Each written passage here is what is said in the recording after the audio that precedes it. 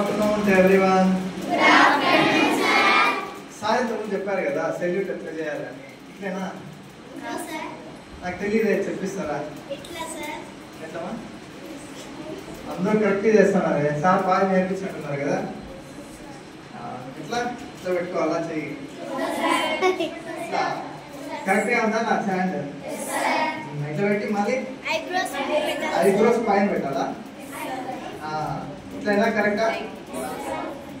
Very good. Next కూర్చోండి అంతా.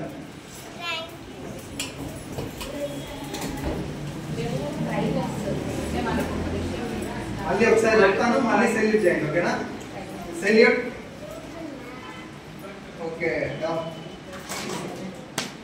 Okay, ఇంతకుముందు మ్యామ్ చెప్తున్నారు కదా ఏమని, మన బ్రెయిన్ ని దేంతో పోల్చినారు మ్యామ్? ఆఫ్టర్నూన్ మీరు ఏం తిన్నారు? చాలా బాగా పనిచేస్తాను మీ కంప్యూటర్. Very nice. అంటే ఇంకా ఈరోజు ఒక స్టోరీ చెప్తాను. ఓకేనా? దాంట్లో మనం ఏమి నేర్చుకున్నారో మీరు లాస్ట్లో నాకు చెప్పాలి. ఓకేనా? ఒక చెరువు తెలుసు కదా మీకు? ఓకే, ఏముంటుంది చెరువులో? ఓన్లీ చేపలు మాత్రమే ఉంటాయా? ఓన్లీ కప్పలే ఉంటాయి? వాటర్ లేకుండా అవన్నీ ఎక్కడ ఉంటాయి? వాటర్లోనే ఉంటాయి. వాటర్ లోపల ఇవి బతుకుతూ ఉంటాయి. ఏమేమి మీరు చెప్తున్నారు కదా, చేపలు, అలా కప్పలు, మామూలు కరెక్ట్. ఇంకా ఇట్లా ఓకే ఓకే మనం చెప్పబోయే కథలో 3 చేపలు ఉన్నాయన్నమాట. ఓకేనా? 3 చేపలు, క్రొకోడైల్ కూడా ఉన్నాయి. Very good. ఓకేనా? 3 చేపలు ఉన్నాయి. Very good. మనం చెప్పుకోబోయే కథలో 3 చేపలు ఉన్నాయన్నమాట. ఓకేనా? చేపలకి పేరు పెట్టుకుందామా? ఓకేనా? పేరు పెట్టుకుందామా? గట్టిగా చెప్తాయి కదా. ఓకే, ఫస్ట్ చేప పేరు రోజీ అని పెట్టుకుందామా? రోజీ. అవునా? మోక్షిత్. నీ పేరే పెట్టేద్దాం అయితే చేపకి. మోక్షిత్. ఇంకా చెప్పు నీ పేరు.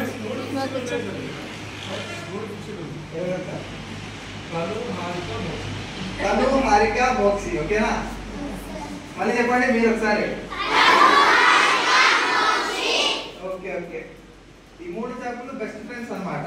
ఓకేనా? నెక్స్ట్ ఫస్ట్ చేప ఏం చెప్తుంది? ఎవరు? హారిక. హారిక అనుకో. తను. ఓకే, తను, హారిక, మోక్షి ముగ్గురే కదా. 3 చేపలు ఉన్నప్పుడు ఫస్ట్ చేప చెప్తుంది అనమాట, చెరువులో ఉంటాయి కదా వాటర్ అన్ని ఎండిపోయినప్పుడు, అదే చేపలు పడతారు కదా, చేపలు పట్టే వాళ్ళు వస్తారు, మనం వేరే చెరువులోకి వెళ్ళిపోదాము అని అనుకుంటాయి.